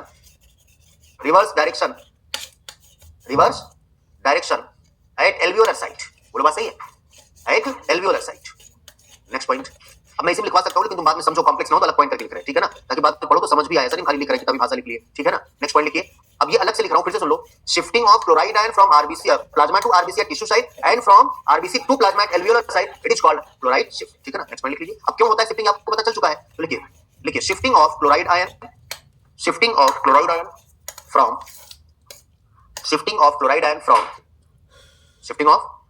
from plasma to, ये दिख रहा है भैया कुछ नया नहीं, plasma to RBC at tissue site and from RBC to plasma, ये वापस भी आएगा ना, RBC to plasma at alveolar site, it is called chloride shift or Hamburger phenomena, chloride shift और हैम्बर्गर फेनोमेना। बस समझ गए? अब सुनिए, पहले आप इसको लिख लीजिए, ये लिख लीजिए और फिर इसको बना लीजिएगा, ठीक है ना? इसको लिख लीजिए।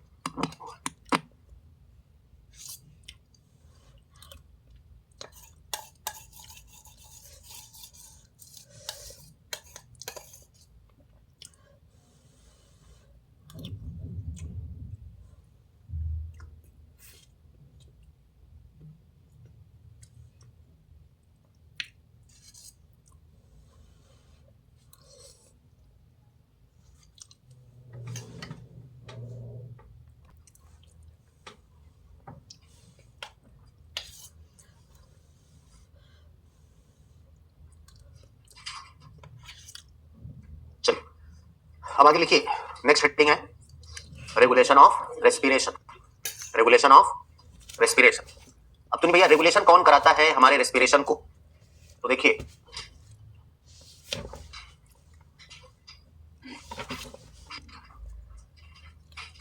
रेस्पिरेटरी रिदम सेंटर, जिसे हम शॉर्ट में ये लिख दें RRC, ठीक है ना? RRC ये लिख दिया। अब देखो, ये जो RRC है ये क्या काम करता है? RRC जो है ना, ये रेस्पिरेशन को रेगुलेट,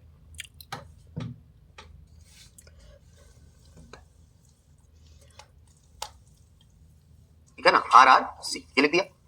अब देखो, ये जो RRC है ये क्या काम करता है? RRC जो है ना, ये रेस्पिरेशन को रेगुलेट करता है। नॉर्मल रेस्पिरेशन रेट को क्या करता है? जो आप ब्रीदिंग करते हैं, ब्रीद इन और ब्रीद आउट, इसको रेगुलेट करने वाला कौन है? Respiratory rhythm centre. प्रेजेंट कहां होता है? ये प्रेजेंट होता है medulla reason of brain. Present in medulla reason of brain, medulla reason of brain, ठीक है ना? काम क्या करता है? Regulate normal breathing. अब जब भी ब्रीदिंग बोलते हैं तो आपको पता है इंस्पिरेशन और एक्सपिरेशन दोनों आ जाते हैं, नॉर्मल ब्रीदिंग, ठीक है? एक और सेंटर होता है यार, नाम है उसका न्यूमोटैक्सिक सेंटर। अब जरा इसकी बात देखो, ये क्या करता है? Pneumotaxic centre. न्यूमोटैक्सिक सेंटर, ये न्यूमोटैक्सिक सेंटर क्या करता है? ये रेगुलेट करता है, मॉडरेट करता है फंक्शन ऑफ द RRC। इसके फंक्शन को, फंक्शन ऑफ द RRC। अब बताओ, अगर ये इसको मॉडरेट कर रहा है, चला रहा है, रेगुलेट कर रहा है, तो भैया अगर ये चाहे, मॉडरेट का मतलब तुम ऐसे समझो, रेगुलेट, ठीक है ना? तो तुम्हें समझ आएगा। तो अगर ये चाहे तो इनके काम को अफेक्ट कर सकता है कि नहीं कर सकता? कर सकता है ना? कहां प्रेजेंट है ये? Present in pons region of brain. एक और सेंटर होता है एपन्यूस्टिक सेंटर, वो भी पॉन्स में होता है। वो डीप ब्रीदिंग को रेगुलेट करता है। किसको? डीप ब्रीदिंग, गहरी सांस लेने को, ठीक है ना? डीप ब्रीदिंग को। चलो फिलहाल ये इनको रेगुलेट करता है यार। अगर ये चाहे तो इनके फंक्शन को बोलो तो कम ज्यादा कर सकता है कि नहीं कर सकता? कर सकता है। तो ज्यादा तक ये बढ़ाने का, घटाने का काम करता है। It reduce rate of inspiration, rate of inspiration. बस समझ गए? एंड देयर बाई ये काम करता है। घर में से माता जी है ना, वैसे एंड देयर बाई, अब कहानी ज्यादा सुनाना नहीं चाहते हैं, ठीक है? नहीं तो ये बिल्कुल ना, inspiration and thereby alter the breathing. क्योंकि हमने, तुम देखोगे बहुत सारी जगह एग्जांपल देना जरूरी नहीं होता, आपको आसानी समझ आ जाता है कहानी करने की क्या जरूरत, ठीक है ना? क्या जरूरत नहीं, तो पूरी बायोलॉजी का मतलब ही है लाइफ, और लाइफ तो हम जी रहे हैं, तो हमारी कहानी है। बस समझ गए ना? जो अपने घर में डेली तुम देख रहे हो, कर रहे हो, वो सब यहाँ पर पढ़ोगे। कोई ऐसा चैप्टर नहीं जहां पर इन सब एग्जांपल्स ना मिले अपने घर की कहानी का, समझ गए ना? हर जगह दिया नहीं जाता, तुम्हें क्या जरूरत? समझ गए तो हमें कहानी थोड़ी करना है, समझ गए? चलो, it reduce rate of inspiration, ज्यादा तक क्या करता है? इंस्पिरेशन को घटाता है, लेकिन अगर चाहे तो बढ़ा भी सकता है। तो ज्यादा अगर एक ऑप्शन आपको चूज करना है तो क्या लगाओगे? Reduce the rate of inspiration. रुको दीदी, तुम चेंज कर देंगे, लिखो, रुक जाओ, छापे पढ़ियो, रुक, क्या लिख रही हो? अरे कर रही हो यार, रुक जाओ। रेट ऑफ इंस्पिरेशन को घटाएगा और अगर चाहे तो बढ़ा भी सकता है। तो हम ये बोले अल्टर कर रहा है। अल्टर का मतलब चेंज कर रहा है। बात समझ? गुस्सा गई तुम इतने में, भुनभुना रही, कुछ भी बोलते रहते हो। तो काहे तुम लिख रही थी? ये तो तुम को लगा तो भगा भी देखते में, भुनभुना रही हो, मतलब भुनभुना रही, कुछ भी बोलते रहे। हमारा कान ना बहुत तेज ना, तुम्हारे घर वाले परेशान रहते। इधर देखो चुपचाप, कुछ तो लिख रही थी ना, क्यों लिख रही थी? अब एक करती हो ना, लिख रही थी, क्यों लिख रही थी? हम यहाँ तुम्हें समझा रहे हैं, तुम्हें अभी लिखा है, कहे है ना मत लिखा करो, इसमें तुम्हारा फायदा, मेरा नहीं। अभी पूछे उठा के नहीं आएगा। चलो तुम बताओ ट्रांसपोर्ट ऑफ ऑक्सीजन। मैं तो पूछता हूँ, तुम लोग लगता है यार बोल देते हैं, क्यों नहीं बोले? तुम क्लास में बैठोगे, चलो तुम बताओ ट्रांसपोर्ट ऑफ ऑक्सीजन। ये मुझसे बर्दाश्त नहीं होता यार, पता नहीं क्यों। बताओ ट्रांसपोर्ट ऑफ ऑक्सीजन कैसे होता है? बताओ कितना, किस फॉर्म में होता है? बताओ कितना परसेंट ऑक्सीजन का ट्रांसपोर्ट किस फॉर्म में होता है ना, पढ़ा है ना ऑक्सीजन का ट्रांसपोर्ट कितना किस फॉर्म, खाली इतना बताओ। मैं पता नहीं पढ़ाता रहता हूँ, अच्छा मैं अच्छा पढ़ाता हूँ मुझे पता है, मुझे किसी सर्टिफिकेट की जरूरत नहीं है, और तुम पढ़ो चाहे ना पढ़ो, बात सही है ना। लेकिन मैं इसलिए कहता हूँ मत लिखो क्योंकि तुम समझ नहीं पाओ, ठीक है। अभी तुम लोग अगर बोलो तुम बुरा भी लगता है यार, बोल देते हैं यार ये सब अच्छा नहीं होता है। तुम पहले एक तो आता नहीं, एक कहावत है गाँव में, एक तो तितलौटी ऊपर नीम चढ़ी, सुने हो?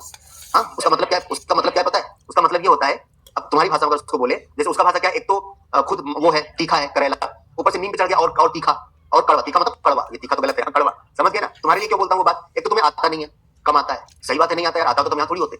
हमें कोई बोले हमें भी सब चीज थोड़ी आता है, हम जो चीज पढ़ा रहे हैं इतना लिमिट थोड़ी, और बहुत सारी चीजें हैं ना, हर सब्जेक्ट की लिमिट थोड़ी है, और तुम्हें एक तो आता नहीं, तुम सुनते नहीं हो, तो वो बात यहाँ फिट बैठती है, तो आता नहीं, दूसरा सुन नहीं रहे और नहीं आएगा, बात समझ गए। और तुम्हारे लिए भी फिट बैठता है, देखो ट्रांसपोर्ट ऑक्सीजन नहीं आता है, और कहे मत लिखो तो बुरा कह देते हैं, अभी तो खाली कहे हैं, खड़े करके बेइज्जती भी करेंगे, आता नहीं है, चाहे लड़के हो चाहे लड़की, लड़का लड़की एक समान, बस समझ गए ना, एक समान, समझ गए। तो ये गलत बात है, पढ़ने आए हो पढ़ो और मन से पढ़ो, ठीक है ना। मन ही नहीं लगता, तुम्हें बताएं तुम्हारा और नहीं मन लगता, सही बता रहे, आवाज कहें तो तुम रोज देखते हैं, एक तो लिख भी रही हो, और देखो ट्रांसपोर्ट ऑक्सीजन पूछे अगर नहीं सर आता, आप कैसे कह दिए, सुना जो पूरा चैप्टर, बस सही है ना। और हमारे कहने से कम से कम याद कर जाओ तुम लोग, बुरा लग जाए, बुरा लगे तो कम से कम, हाँ बुरा भी लगे तो पढ़ लो यार, तभी तुम पढ़ लो, तब भी नहीं पढ़ते हो। अब जब मैं बोलना शुरू करता हूँ, बोलता हूँ इसे बोलते हैं बेशरम, तुम्हें नहीं बोल रहा हूँ पर्सनली, मतलब ओवरऑल बोल रहा हूँ, ये गलत है ना, हम तुम्हें नहीं बोल रहे, मतलब इसको ये बोलते हैं ना अपनी भाषा में कि एक तो यार हम सुन ही नहीं रहे, कहते पढ़ लो बेटा, पढ़ लो पढ़ लो पढ़ लो, पढ़ते नहीं तुम लोग, तो इसे क्या कहेंगे, कहो सुनते भी नहीं हो ऊपर से, बस समझ गए ना। तो पढ़ो यार, मन लगाओगे तब आएगा, इतना आसान, बहुत आसान है, लेकिन इतना आसान भी नहीं। हर काम करने के पीछे अगर एक प्रॉपर प्लानिंग करोगे ना तो वो काम बहुत आसान हो जाएगा, और बिना प्लानिंग के बेतरतीब तरीके से करोगे तो कुछ नहीं, बस समझ गए ना। इसलिए जब आप आए हैं क्लास में बैठे हैं, जब आप आए ही हैं क्लास में बैठे ही हैं, बस समझ गए, तो पढ़ लीजिए। क्लास में बैठे क्या फायदा, सुबह सुबह उठते हो, तैयार होके आते हो, बस समझ गए ना, एक तो 1-1:30 बजे तक रील देखे, फिर सुबह उठ गए, नींद भी पूरी नहीं हुई, हाँ इतनी सारी दिक्कतें तुम्हारे साथ होती हैं, जब आ ही गए तो पढ़ी लो कम से कम यार। ये सबकी बात करें ना, ओवरऑल सबकी बात हम करें, किसी एक की नहीं, खाली उसको तुमने बोला मत लिखो, सबका यही हाल है ना। बात किसी एक से स्टार्ट होती है, किसी एक खाली अपनी केवल नहीं, वो सबके लिए सबका यही हाल है। अभी हम सबसे पूछना शुरू करें कहो तो लाइन लग जाएगी, सब खड़े हो जाएगी, 100% किसी को तैयार, किसी को कम, किसी को ज्यादा, लेकिन ऐसे तो काम नहीं चलेगा ना। तो पढ़िए, ओवरऑल मेरा मकसद ये। तो जब यार इधर लिखते रहा करो, मत पेन चलाया ही मत, तुम्हें लगा सर एक वर्ड खाली हम लिखे तो आप उसी में देख लिए, क्यों लिख रहे थे, ऐसा कहाँ हम छोड़ के चले जाते हैं, हम तो बैठते हैं आराम से, बैठते हैं ना। अब लिखो, जिस समय हम लिख रहे हैं उस समय तुम लिख रहे हो, और जब हम बैठेंगे तब तुम क्या करोगे, तुम भी बैठोगे, इनका मुंह देखोगे, उनका मुंह देखोगे, नहीं इधर-उधर करोगे, बस समझ गए। तो उस समय इधर देख लो, ऐसा तो है नहीं हम लोग कर रहे हैं नहीं जल्दी हो गया मिटाओ, हो गया तो पूछेंगे ही ना, तुम कहते हो नहीं हुआ, हम मिटाते तो पढ़ाते तो है नहीं, तब लिख लो, समझ गए ना। तो ये खाली उसकी बात नहीं है, किसी एक को हम देखते हैं, बाकी करते तो सारे रहते हैं ना, तो कोई लिखेगा नहीं, और लिखो तो क्लास भगा देंगे, और हम भगाएंगे कोई एंट्री नहीं करा पाएगा क्लास में, हम सही बता रहे हैं। क्लास जब मैं पढ़ाता हूँ तो क्लास मेरी है, तो किसी से कह के कहो सर एंट्री दिलवा दीजिए, और एंट्री दिलवा दो, कोई सिफारिश करे तो और चढ़ जाती है, समझ गया ना, तो फिर और नहीं देंगे एंट्री। इसलिए पढ़ाई समय खाली पढ़ो, और कुछ बोल दिए तुम्हें बुरा भी लगता है, गुनगुनाओ तो बिल्कुल मत किया करो, हम इन चीजों से ये झेल चुका है बेचारा। समझ गए ना। तो हाँ, तो मिसअंडरस्टैंडिंग हो जाती है, तुम लोग समझ नहीं पाते हो यार, हमारी तुमसे कोई पर्सनल दुश्मनी है। अच्छा मैं कह रहा हूँ मत लिखो, तो किसका उसमें फायदा, मेरा फायदा, मत लिखो, क्यों मत लिखो, ताकि तुमको समझ में नहीं आएगा, उसमें मेरा ओवरऑल क्या फायदा बताओ। हम लोग वो वाली आदत नहीं है, हम आ गए हम लिख रहे हैं पढ़ा रहे, तुम चाहे पढ़ो चाहे पढ़ो, ऐसे भी लोग होते हैं, ठीक है ना, वो उनकी, हमारी आदत वो नहीं है। हम अगर पढ़ा रहे तुम्हें समझ में आना चाहिए, अगर हम पूरी अपनी एफर्ट दे रहे हैं कि तुमको समझाने की कोशिश कर रहे हैं, एक से दूसरे एग्जांपल देके, चाहे जैसे समझ में आ जाए, तुम भी कोशिश करोगे हमको समझ में आए, ठीक है ना। मैं ये चाहता हूँ, ये नहीं कि तुम हम पढ़ते चाहे ना पढ़े हमारी मर्जी, तो फिर मेरी क्लास में बैठोगे तो मेरी मर्जी, यहाँ से निकलने के बाद पढ़ो चाहे मत पढ़ो तुम्हारी मर्जी, ठीक है ना। फिलहाल जब तक क्लास पढ़ो ध्यान से सुनो, कंसंट्रेट हो। अब देखो एक और, हम लोग क्या पढ़ रहे थे यार, इधर देखो, ये हम लोग पढ़ रहे थे न्यू एक सेंटर है, वापस से आ रहे हैं, रेस्पिरेटरी रिदम सेंटर कहां प्रेजेंट है, medulla reason of the brain, बस समझ गया ना। इधर देखो medulla reason of the brain, तो मेडुला रीजन ये प्रेजेंट है, हम लोग पढ़ेंगे ब्रेन तो पढ़ाएंगे, ठीक है ना। और ये नॉर्मल ब्रीदिंग को क्या करता है, रेगुलेट करता है, ठीक। अब हम लोग क्या करते हैं कि एक दूसरा सेंटर है न्यूमोटैक्सिक सेंटर, ये कहां प्रेजेंट है, pons region of the brain में, समझ गए। तो हमें यहीं से हमने कहा था एक और सेंटर होता है एपन्यूस्टिक सेंटर, जो कि डीप ब्रीदिंग को, जब आप गहरी सांस लेते हैं ना, उसको रेगुलेट करता है, वो कहां प्रेजेंट होता है, वो भी पॉन्स रीजन में प्रेजेंट होता है। एक अपर और एक लोअर छोड़ दो। तो अब आगे चले, ये ज्यादातर क्या करता है, रेट ऑफ इंस्पिरेशन को रिड्यूस करता है, लेकिन कभी कभी बढ़ा भी सकता है। हम अल्टीमेटली बोले तो अल्टर द ब्रीदिंग रेट को चेंज करता है, ये बात मानोगे, तो वही तो लिखा है। एक और सेंटर होता है यार, नाम है उसका chemo sensitive area, chemo sensitive area. तो तुम्हारे साथ ना कोई एक्सपीरियंस टीचर अगर आएगा, मतलब हम ये यहाँ पढ़ाने की बात करें, कहीं पर भी हम तुम जो सोच रहे हो वो बात नहीं कर रहे, कोई भी, तो वो टीचर तुम्हें डांटेगा, सही बता रहे हैं, वो टीचर तुम्हें इसलिए डांटेगा क्योंकि वो डरेगा नहीं, और जब कोई नया आएगा ना तो डांटेगा तो बिल्कुल नहीं, क्योंकि वो डांटेगा अगर तुम्हें ना तो उसको डर भी रहेगा, ऐसा ना हो बच्चे हमसे कुछ फंसा ही दें, हम ही फंस जाए।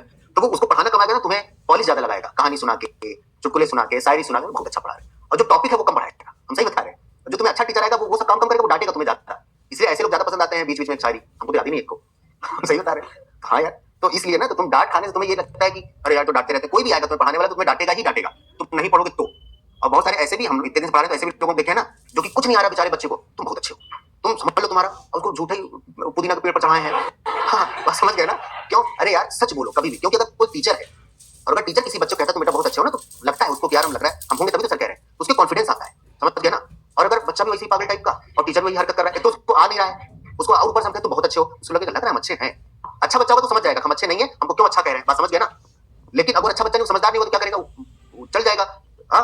हमें जो भी है समझ गया ना, पेड़ पुदीना भी छोटा ही होता है। हमने कहा नहीं, मकसद तो समझ गया ना यार, चने की झाड़ पे चाहे मतलब कहने का कि क्या ही है, बात समझ गया ना, तो फूल जाएगा, हमको बहुत आता है। जब वो धड़ाम से गिरेगा आगे चल के, तब लगेगा यार झूठे हमारी तारीफ करता था क्या, हमको तो कुछ आता ही नहीं है, ये हकीकत है। तो ऐसे भी लोग इसलिए तारीफ करेंगे ताकि तुम उसी मस्त रहो, तुम हमसे पूछो मत, ठीक है ना, तुम भी खुश हम भी खुश।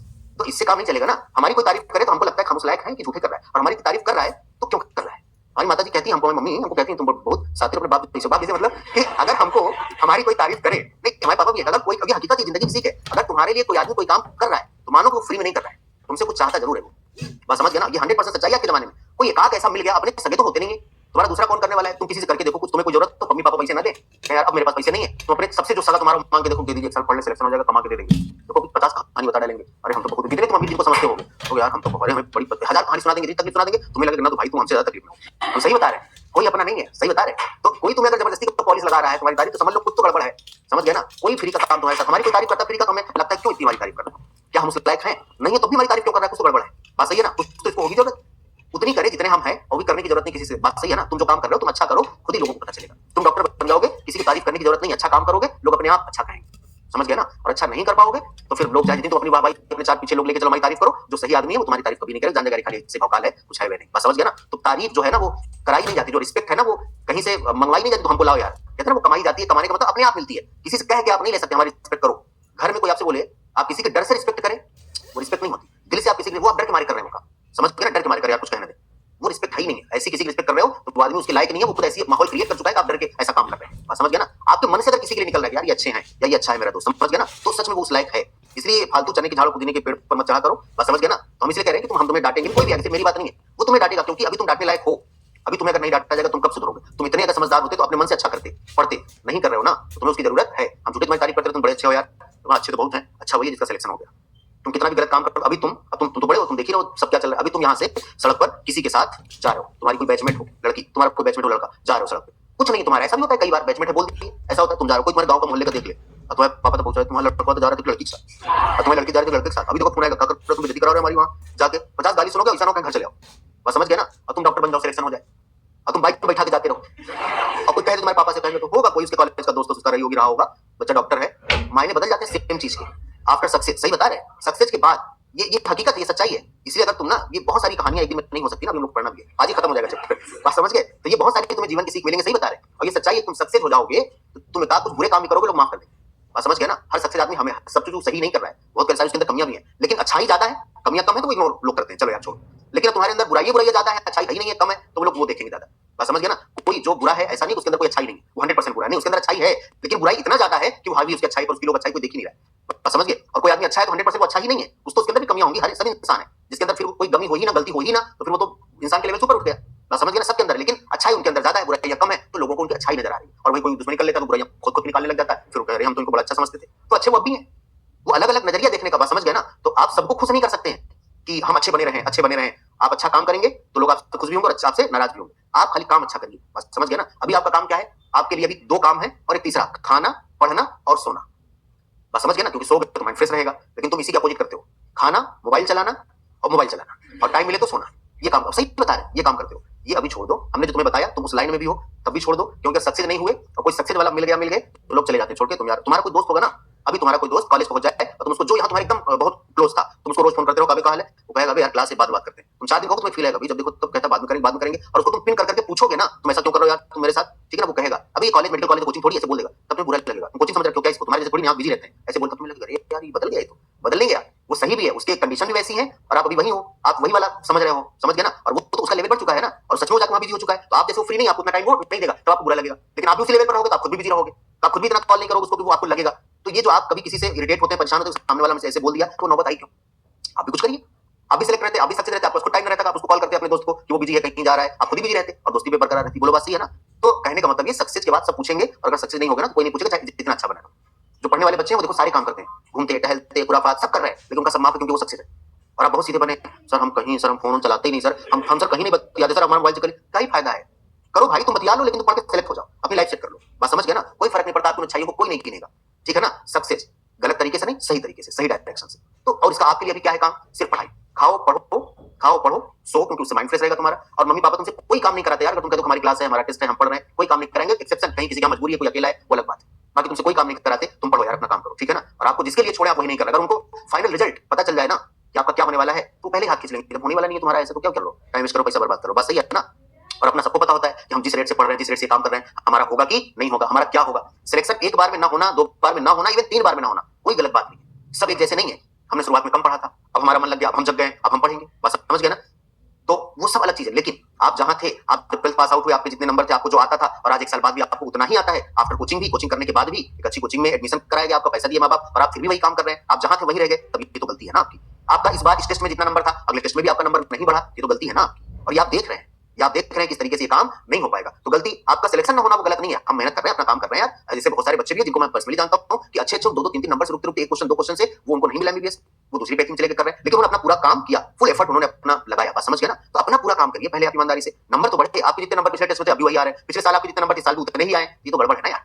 बस समझ गए ना। नंबर बढ़ने चाहिए। हाँ, इस बार टेस्ट ऐसा पेपर आया तो नंबर घटे तो अलग बात है, हमको आता तो है, हमारे पास चीजें तो हैं, तो इंप्रूवमेंट हो रहा है, तो आप अच्छे लाइन में हैं। लेकिन आपका इंप्रूवमेंट ही नहीं हो रहा, आप और आप किसी मैच मत करिए, इससे तुम्हारा नंबर ज्यादा है, अरे उससे क्या मतलब है, आपको नंबर, आपको सीट चाहिए ना। किसी से आपका नंबर ज्यादा है कम, उससे आपको क्या फर्क पड़ता है? कोई फर्क पड़ता है क्या? आपका कहीं 100 लोगों में आपका नंबर 400 है और सबसे ज्यादा आप ही का है, क्या फर्क पड़ता है आपको? आपकी फर्स्ट रैंक आ गई, क्या फर्क पड़ता है? इतने कुछ नहीं होने वाला है। आप जहां हैं वहां पर आपकी रैंक है, ओवरऑल जब आप बैठेंगे तब आप कहां रहेंगे, आपका नाम निशान नहीं होगा कहीं उसमें लिस्ट में। बोलो बात सही है कि नहीं? इसलिए मेहनत करिए, पढ़िए, अपने आप में इंप्रूवमेंट देखो कि पिछले टेस्ट में हमने तुम्हें क्वेश्चन सॉल्व करना बताया, कैसे सॉल्व करोगे, टेस्ट पेपर कैसे किया करोगे, तरीका अपना, हर चीज की प्लानिंग होती है भाई। किसी भी काम को करने के लिए अगर आप बिना प्लानिंग उतर जाओगे तो 4 कदम चलोगे, फिर वहीं पर धराशायी हो जाओगे, गिर जाओगे, आगे बढ़ ही नहीं पाओगे। और कोई काम करने के लिए अगर प्लानिंग के साथ करोगे तो तुम सब कुछ कर सकते हो। कितना भी बड़ा से बड़ा काम स्टेप वाइज तोड़ तोड़ के करो। कोई काम जब आपके सामने आता है तो आपको लगता है बाप रे इतना बड़ा, ये कैसे होगा, उसको आप स्टेप बाय स्टेप थोड़ा थोड़ा करके देख लेते हैं। जैसे आपको सिलेबस दे दिया जाए आपका कि फिजिक्स में इतने चैप्टर, केमिस्ट्री में इतने, बायो में इतने, और ये आपको एग्जाम देना है, तो यार कितना पढ़ना है? अरे भाई एक दिन में थोड़ी पढ़ना है, थोड़ा थोड़ा थोड़ा थोड़ा करके पढ़ना है, तब ये धीरे धीरे कलेक्ट होगा। बस समझ गए ना। इसलिए तो ये इस तरह से सिस्टम बनाया गया है। तो कहने का मतलब ये अभी आप पढ़ लीजिए, लापरवाही मत करिए। अभी नहीं पढ़ेंगे, बाद में आप याद करेंगे कि माँ बाप समझाते थे, कोई टीचर्स भी समझाते थे, हमने गलतियां करी, और अभी की गलतियां आप जिंदगी भर झेलेंगे। अगर अभी आप अच्छा काम करेंगे तो अच्छी जगह जाएंगे, अच्छे लाइन में जाएंगे, अच्छे लोगों की संगत में अच्छा ही करेंगे। और नहीं सक्सेस होंगे तो कितने अच्छे लोग आपसे क्या करेंगे? आप हमने बताया आप खाली हैं तो कोई आदमी बिजी है तो आपके साथ कितनी देर तक वो घूमेगा?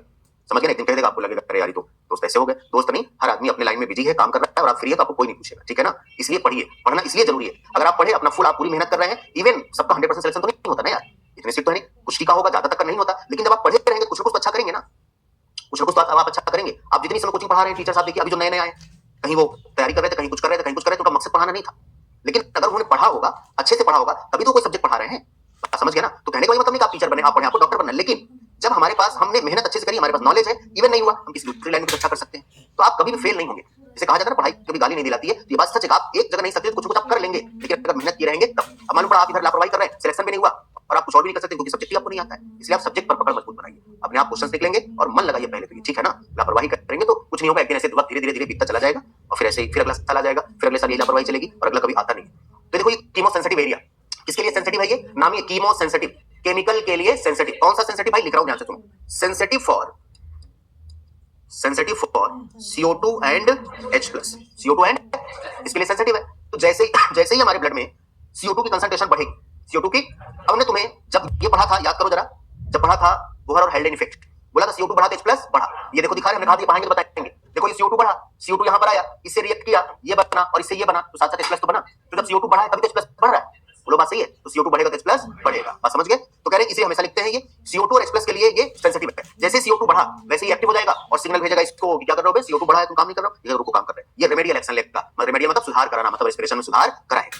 बात समझ गए। आगे देखिए, अब उसके बाद अगली बात हम लोग करते हैं। ये प्रेजेंट कहां होता है यार? प्रेजेंट कहां होता है? कह रहे adjacent to the present, adjacent to the RRC। देखो हमने RRC के बगल बना भी दिया। बात समझ गए। Present to RRC। अब एक और सेंटर होता है भैया, कौन सा सेंटर? एक होता है एओर्टिक आर्क। एओर्टिक आर्क, जब हार्ट से एओर्टा निकलता है ना, ऐसे तुमने फिगर देखा होगा, इस तरह से ऊपर से, तो वो जो आर्क बनता है वो कोड बनता है ना, aortic arch and carotid artery. Carotid artery, वो आर्टरी अगले चैप्टर में आपको पढ़ाएंगे। वो आर्टरी है जो हमारे ब्रेन को ब्लड लेके जा रही है। कहां ले जा रही है? ब्रेन को ब्लड ले जा रही है। और भैया सारा काम तो ब्रेन से ही है ना यार, सारा काम ब्रेन से ही है। अगर इसको CO2 ज्यादा जाने लग जाए, ऑक्सीजन कम मिलने लग जाए, तो सुस्त होने लग जाएगा, और अगर ये सुस्त होने लग जाएगा तो फिर हमारी पूरी बॉडी के फंक्शन ही स्लो डाउन होने लग जाएगी। इसलिए ये बहुत सेंसिटिव होता है कि भैया CO2 की कंसंट्रेशन बढ़ रही है, तो ये फिर क्या करेगा? ये फिर सिग्नल सेंड करेगा, ये फिर सिग्नल सेंड करेगा, सेंड सिग्नल टू, बोलो किसको? RRC। And RRC take remedial action. Remedial action मतलब रेस्पिरेशन में सुधार कराएगा। तो देखो काम यही करेगा यार, काम यही करेगा। ये सब बॉडी के अंदर अपने चेला चापड़ छोड़ के रखा है कि जहां जहां CO2 H+ बढ़े तुरंत खबर पहुंचाना। बोलो बात सही है ना। तुम्हें एक्शन लेना नहीं है, तुम खाली क्या करोगे, खबर पहुंचाओगे, एक्शन तो हम ही लेंगे। बात समझ गए, कोई डाउट? इतनी सी कहानी। और एक ये पढ़ लिया रिमोट एक्सिस सेंटर, यही है रेगुलेशन ऑफ रेस्पिरेशन। तो याद रहेगा रेगुलेशन ऑफ रेस्पिरेशन। अब ये बताओ यार, इस पूरे रेगुलेशन में कहीं ऑक्सीजन पढ़ा नहीं ना? क्या पढ़ रहे हो? CO2। जब भी हम लोग जब आप डीप ब्रीदिंग करते हैं, गहरी सांस लेते हैं और उसके बाद आप थोड़ी समय तक सांस रोक देते हैं। रोक देने का मतलब अपने आप रुक जाती है। करेक्ट? ऐसा क्यों? क्योंकि आपके अंदर O2 की कंसंट्रेशन ज्यादा है। सांस रुकी क्यों थोड़ी देर? O2 कंसंट्रेशन ज्यादा है या CO2 कम है? बात दोनों सही है, क्योंकि हमारे अंदर CO2 कम है। लेकिन आंसर क्या लगाएंगे? CO2 के रिस्पेक्ट में, क्योंकि CO2 कम है। करेक्ट? आफ्टर दैट, अब उसके बाद आपको फिर से अर्ज होती है फीलिंग की, आपको फिर से इच्छा होती है रेस्पिरेशन की, ब्रीदिंग की, फिर से इच्छा होती है। तो अब ऐसा क्यों? क्योंकि अंदर O2 कम है और CO2 ज्यादा है। बात दोनों सही है, लेकिन आंसर क्या लगाएंगे? CO2। मतलब हम लोग रेस्पिरेशन करते क्यों हैं? क्योंकि हमारे अंदर CO2 ज्यादा है। याद रहेगा। तो हमेशा आंसर किसके रिस्पेक्ट में लगाओगे? इसलिए उन्होंने लिखा इसके बाद रेगुलेशन में कि role of oxygen is quite insignificant in regulation of respiration. Regulation जरूर बोलना, अगर खाली रेस्पिरेशन बोल दोगे तो गलत हो जाएगा। पहला टर्म याद करो, ऑक्सीजन का ही तो काम है रेस्पिरेशन में, तभी तो न्यूट्रिएंट ब्रेकडाउन होगा, तो CO2 रिलीज होगी, साथ साथ में जो जरूरत इसकी थी एनर्जी की, एनर्जी रिलीज होगा। बोलो बात सही है। तो क्या लिखोगे? Role of oxygen is quite insignificant in regulation of. याद रहेगा। तो चलो भैया यहीं पर हम कहीं लिख देते हैं, role of oxygen is quite insignificant in role of regulation। क्या लिखा है? Role of oxygen is quite insignificant in regulation of respiration। Regulation of respiration. बात समझ गए? कहानी खत्म। अगली हेडिंग क्या है? Disorder of. दो डिसऑर्डर, तीन है और जरा नाम सुनो, बड़ा थोड़ा सा है। Disorder of respiratory system. अरे इसका वैसे तो इसका पीडीएफ भी तो तुम्हें मिलता है, लिखो ना, लिखो, पीडीएफ तो आ ही जाता है ना। क्या हुआ? नहीं मिलता? तो चलो लिख लेना, लिख रहे हो। डिसऑर्डर ऑफ रेस्पिरेटरी पीडीएफ क्यों नहीं मिलता? चलो ये देखो, डिसऑर्डर ऑफ रेस्पिरेटरी सिस्टम। एक डिसऑर्डर है इसमें अस्थमा, और दूसरा एम्फाइसेमा, और तीसरा है ऑक्यूपेशनल रेस्पिरेटरी डिसऑर्डर। चलो सुनो, इसके लिए इतनी जगह छोड़ो, इसको लिखना, अभी उसको तुम बाद में अपने से लिख लेना, ठीक है ना? लास्ट अस्थमा में सुनो क्या होता है। आपने ये पढ़ा है भाई, ये आपने पढ़ा है, ये ट्रेकिया, बोलो primary bronchus, secondary bronchus, tertiary bronchus, initial bronchiole, terminal bronchiole पढ़ा है ना?